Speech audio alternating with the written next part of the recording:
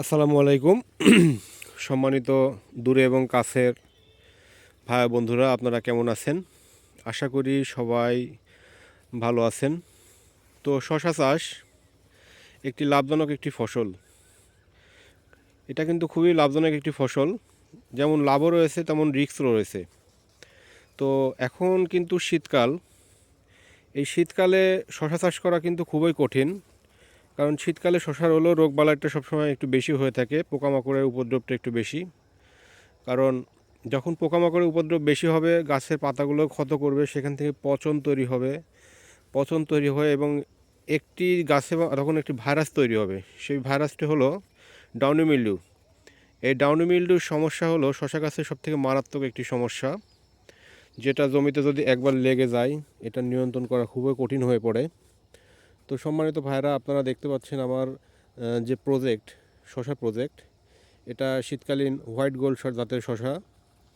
তো এখানে এখন পর্যন্ত কোনো গাছের কিন্তু রোগে আক্রান্ত হয় নাই, প্রত্যেকটা গাছ কিন্তু এখন পর্যন্ত সুস্থ আছে। তো সুস্থ থাকার পেছনে কিন্তু কারণ রয়েছে। প্রত্যেকটা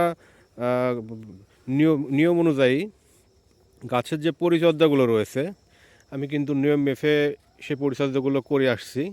এজন্য এখন পর্যন্ত গাছগুলো সুস্থ আছে এবং গাছে কোনো রোগবালাই নাই।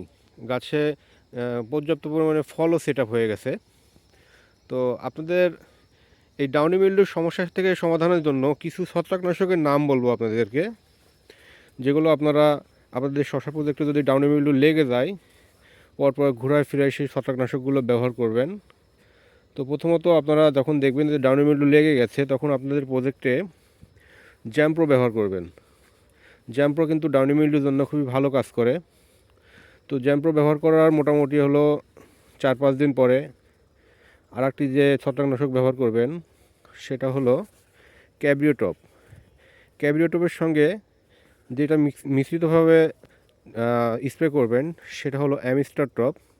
এই ক্যাব্রিওটপ এবং অ্যামিস্টার টপ এটা হলো ডাউনি মিল্ডিউ রোগের কিন্তু মহা একটা যোদ্ধা হিসেবে কাজ করে।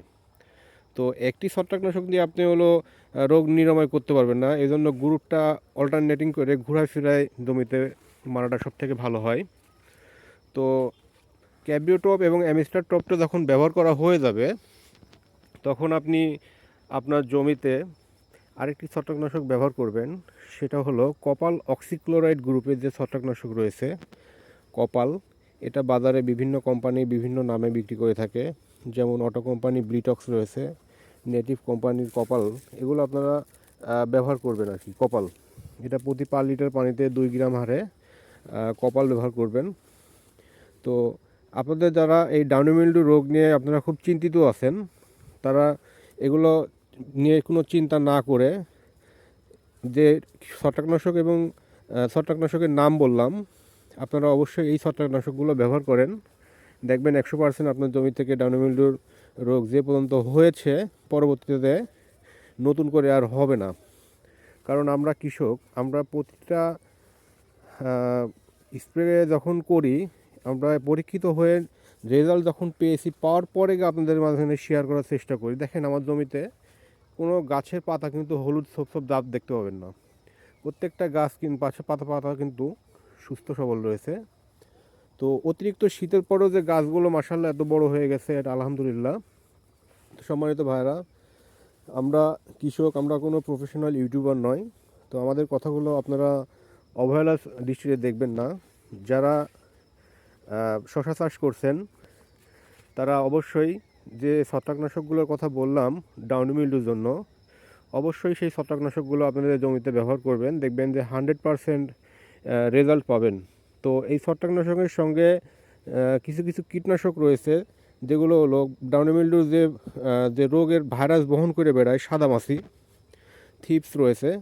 এগুলো নিয়ন্ত্রণের জন্য আপনারা কীটনাশকগুলো কিছু অল্টারনেটিং করে ব্যবহার করবেন। যেমন আপনারা জ্যাম্প্রো যখন স্প্রে করবেন, জ্যাম্প্রোর সঙ্গে অলিক ব্যবহার করবেন, সাথে সলোমন দেবেন এবং তখন আর জ্যাম্প্রো দিবেন। এ দিয়ে 3টা স্প্রে মিশ্রিত করে আপনার জমিতে মারবেন।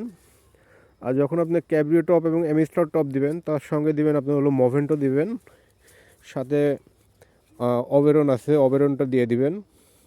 তারপর আপনারা যখন কপাল অক্সিক্লোরাইড গ্রুপের ছত্রাকনাশকের সঙ্গে কীটনাশকটা না মিক্সার করাই ভালো। এটা এককভাবে যখন ব্যবহার করবেন না, রেজাল্টটা কিন্তু বেশি পাবেন।